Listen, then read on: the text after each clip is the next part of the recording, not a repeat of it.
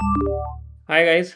Instant funding जो भी ले रहे थे यहाँ फंडेड रूम से, उनको सबसे बड़ी दिक्कत आ रही थी कि ये जो एक रूल है जो कि बाकी किसी में नहीं है, कंसिस्टेंसी वाला, ये रूल ये भला क्या है 15% वाला। इनफैक्ट मुझे भी स्टार्टिंग में बड़ी प्रॉब्लम आई इसको समझने में, बट इन्होंने आज एक्सप्लेन भी किया है। मे बी रूल्स का जो एक्सप्लेनेशन आया है वो इस सेल्फ मतलब काफ़ी एक्सप्लेनेटरी है, काफ़ी सेल्फ एक्सप्लेनेटरी है काफ़ी हद तक। लेकिन फिर भी मुझे लगा कि मैं आपको एक बार थोड़ा सा समझा देता हूँ। एक बार तो पहले अगर आपको ये कोशिश करिएगा कि ये पढ़ लें आप, अगर फिर भी कुछ प्रॉब्लम आती है तो इसमें मैंने कोशिश की है ये बताने की आपको। सपोज़ कीजिए कि इंस्टेंट फंडिंग अगर आप अकाउंट लेते हैं तो डेफिनेटली कंसिस्टेंसी का रूल इसी में है, बाकी किसी में तो नहीं है। तो सपोज़ कीजिए कि आपने इंस्टेंट फंडिंग का एक अकाउंट लिया और उसमें कुछ इस तरह का प्रॉफिट आपने किया।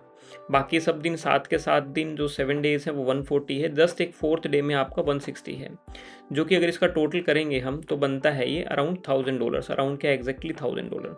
और अगर हम इसका 15% निकालें, मैं आपको कैलकुलेट करके दिखाता हूँ।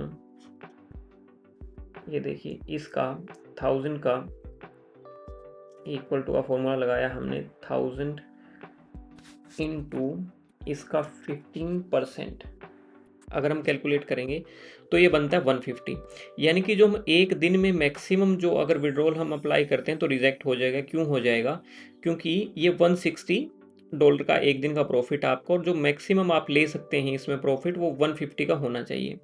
तो इसके लिए बाईपास कह लीजिए इसका, या इसका सही तरीका क्या है करने का, इसका है कि आप 2 दिन 1-2 दिन एक्स्ट्रा ट्रेड करिए, अपना जो नेट प्रॉफिट है उसको बढ़ाइए। अब जैसे सपोज कीजिए कि इसी में आपका अभी तक तो $1000 का था, लेकिन अगर वही प्रॉफिट आपका $1200 हो जाए, ठीक है, 2 दिन बाद 3 दिन बाद, तो उसका 15% कितना बनेगा आप ये देखिए। 1200 का बन रहा है लगभग $180 बन रहा है। तो अगर आपका 2 दिन और एक्स्ट्रा कर लेते हैं, $100 का प्रॉफिट आप कर लेते हैं लेट्स से, तो आपका मैक्सिमम प्रॉफिट जो एक दिन का हो सकता है विड्रॉल के लिए वो 180 हो सकता है कंसिस्टेंसी रूल के हिसाब से।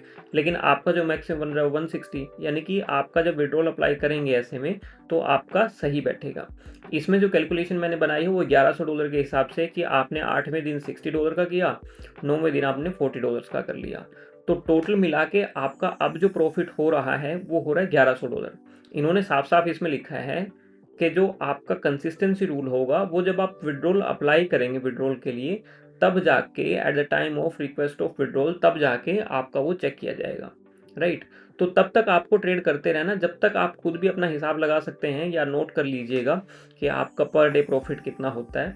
आपको उसमें पता रहेगा कि आपका किस दिन मैक्सिमम प्रॉफिट था, और जो आप विड्रॉल के लिए अप्लाई कर रहे हैं क्या वो कंसिस्टेंसी में फिट बैठ रहा है या नहीं बैठ रहा। अगर नहीं बैठ रहा तो अपना धीरे धीरे करके प्रॉफिट थोड़ा सा और एक्सटेंड करने की कोशिश कीजिए, बढ़ाने की कोशिश कीजिए, इंक्रीज करने की कोशिश कीजिए। और जब आप प्रॉफिट ऐसे इंक्रीज करेंगे तो आपका जो नेट प्रॉफिट होगा, यानी कि जो 15% होगा, लेट्स से कि आपका प्रॉफिट 1500 हो जाता है, तो इसका 15% जो बैठेगा वो $225 बैठेगा। तो यानी कि 225 से आपका कम होना चाहिए, ठीक है। अगर आपको ये करना है कि नहीं मेरे को तो मतलब $160 के अंडर रखना है और प्रॉफिट भी ज़्यादा नहीं और टाइम भी ज़्यादा नहीं, तो आप लेट्स से कि इस कंडीशन में क्या कर सकते हैं, आपका 2 दिन और एक्स्ट्रा ट्रेड कीजिए, 2 दिन 4 दिन, मतलब अपना ओवरऑल प्रॉफिट बढ़ाइए, ताकि जिस ओवरऑल प्रॉफिट जो भी जाएगा आपका, उसका 15% आपने जो मैक्सिमम प्रॉफिट एक दिन में किया है उसके अंडर आए। आई होप इससे चीज़ें आपको समझ आई होंगी। Thank you.